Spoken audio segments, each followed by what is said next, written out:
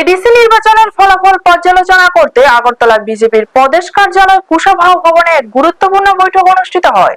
বৈঠকে উপস্থিত ছিলেন মুখ্যমন্ত্রী মানিক সাহা। বৈঠকে নির্বাচনের ফলাফল নিয়ে বিস্তারিত আলোচনা করা হয় এবং ভবিষ্যতে সংগঠনগত কৌশল নিয়ে মত বিনিময় হয়। পাশাপাশি এডিসির ভিলেজ কাউন্সিল নির্বাচন নিয়েও আলোচনা হয়। এই বিষয়গুলিকে ঘিরে দলের অবস্থান এবং পরবর্তী পদক্ষেপ নিয়ে নেতারা মতামত দেন। বৈঠক শেষে মুখ্যমন্ত্রী মানিক সাহা জানান, সংগঠনকে আরো শক্তিশালী করতে এবং মানুষের আস্থা বজায় রাখতে দল নিরন্তর কাজ করে যাচ্ছে।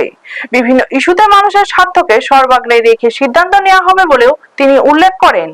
এদিনের বৈঠকে উপস্থিত ছিলেন বিজেপির রাজ্য সভাপতি সাংসদ রাজীব ভট্টাচার্য, মন্ত্রী প্রণজিৎ সিংহ রায়, মন্ত্রী শান্তনা চাকমা সহ অন্যান্য দলীয় নেতৃত্ব। বৈঠককে ঘিরে রাজনৈতিক মহলে যথেষ্ট গুরুত্ব তৈরি হয়েছে এবং আগামী দিনে দলের কর্মসূচি নির্ধারণে এই বৈঠকের ভূমিকা গুরুত্বপূর্ণ বলে মনে করা হচ্ছে। ব্যুরো রিপোর্ট, নিউজ তৎকাল 24।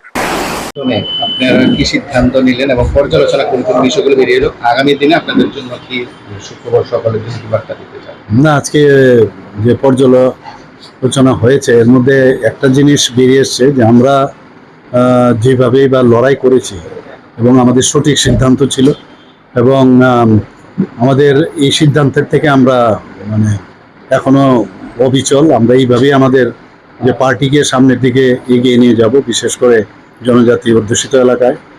এবং আমরা এখানে পার্টিগতভাবে যে যে জায়গাগুলো আমাদের কমজোর ছিল সেগুলোতে আরও শক্তিশালী করার জন্য আজকে ডিসিশন হয়েছে। তাহলে কি 2028 সালের কারোর সঙ্গে না, এটা তো এখন আমরা কি বলবো, এটা তো আমি বলতে পারবো এডিসি নিয়ে বা ডিসি নিয়ে। এবার যখন বিধানসভা আসবে, বিধানসভার সময় বলতে পারবো কি হবে না না। কিন্তু এখন তো যেহেতু বিসি ইলেকশন আসছে, তো সেই নিয়ে আমরা কথা বলছি।